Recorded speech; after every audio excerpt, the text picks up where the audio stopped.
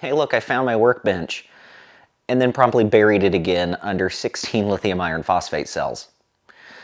So I apologize in advance if the camera's a little bit shaky. I'm trying a new kind of robotic camera, and I'm not sure how that's going to work out so well because I'm still adjusting things. So behind me this is the start of essentially my undertaking to do a battery backup, solar, and generator system for my house. I'm essentially calling this off-grid, on-grid, because we still have grid power, and it'd be nice to lessen that, but I don't want the hassle of tying in and everything.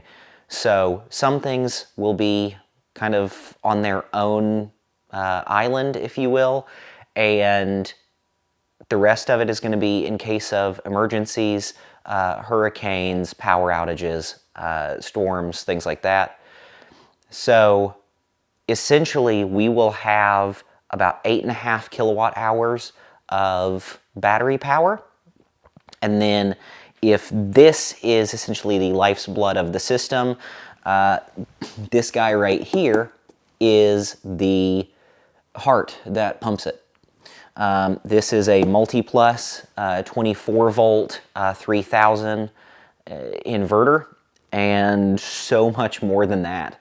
This in conjunction with an auto transformer, and in combination with two of my inverter generators that are 120 volt output, is going to be my kind of base load power generation in combination with my solar cells.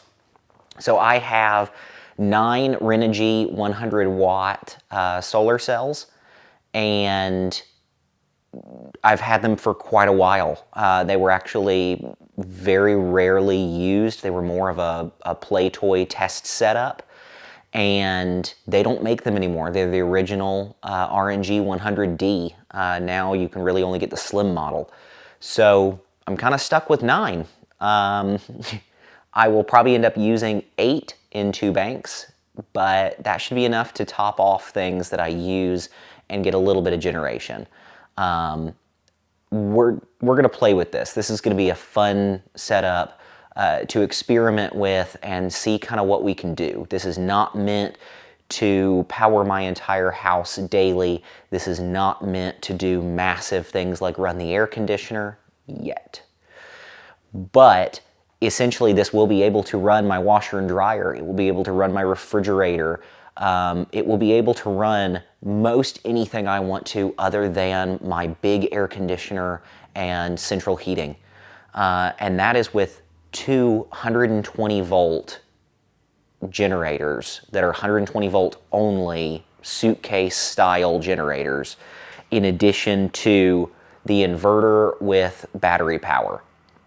And so all of this stuff combined is going to give me 240 volts in my panel in the event of an emergency. And it'll give me 240 volts, but in essentially 2 single phases that I can use for doing things in the garage, charging my electric lawn tools and things, regardless. But I will be able to connect this in and have kind of power that I would need to run lights, refrigerators, the TV, things like that, completely off-grid. And so we're going to be, over the next few videos, off and on, we'll have some other things in there, maybe some generator reviews and some other how-tos and things in there with that. But essentially, we're going to be taking all of these cells. As you can see behind me, they're kind of in load testing, and they're being top balanced. And we're going to be combining them all and putting them in a big steel case and wiring up the inverter. We'll go over a little bit with the auto transformer and how that can do load balancing, and how it can essentially take my 120 volt only generators and give me 240 volts for my house. And then this MultiPlus from Victron is super cool. And the reason I say that it's kind of the heart of all of this is because all power will go through this. and it will be able to boost the power from the generators and the solar panel and augment it with the battery and automatically just kind of send power wherever I need it. So if I've got power coming in from the solar, if I've got power coming in from the generators and it's not enough, it will combine with the generators to produce more power and send it out to the transformer for my house. And then when the load lessens in the house and I've got solar and generator and I don't need any more power from the batteries, it can actually take the power from the generators and solar and start replenishing the batteries to take kind of what it took out from them for my big loads.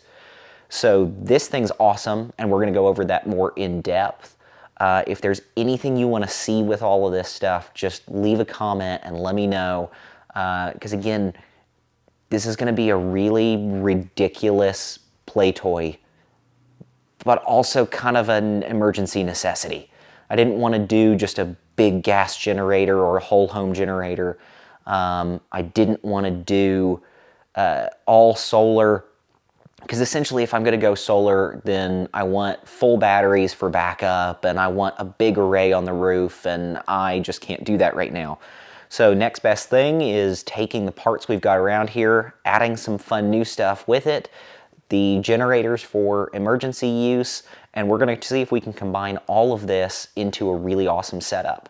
Something like this would also be really great for like a mobile electric lawn service or something. If you've got a big enclosed trailer or a box truck, you could have a system like this with batteries and solar on the roof of the trailer or the truck, and you could essentially be powering like the new Ego Zero Turn or your push mowers, weed eaters, things like that, and you could be charging all of them from the truck and have like an off-grid lawn service essentially using the same exact stuff that I'm doing here. Off-grid cabins, this would be more than enough for a lot of off-grid cabins and small usage. Essentially, this is enough that if you can run most of your stuff with, if you've got like a refrigerator and a TV and then some lights and things like that, and the rest of your stuff is like propane or, you know, some sort of gas heat, gas cooking, things like that, this would be more than enough to take that completely off grid for all of your electricity needs.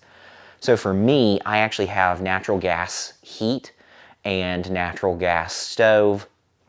So all I really need, or natural gas water heater, all I really need is to run the fans and the igniters and things on them, and that's all the energy consumption that's going to be coming from electricity for those.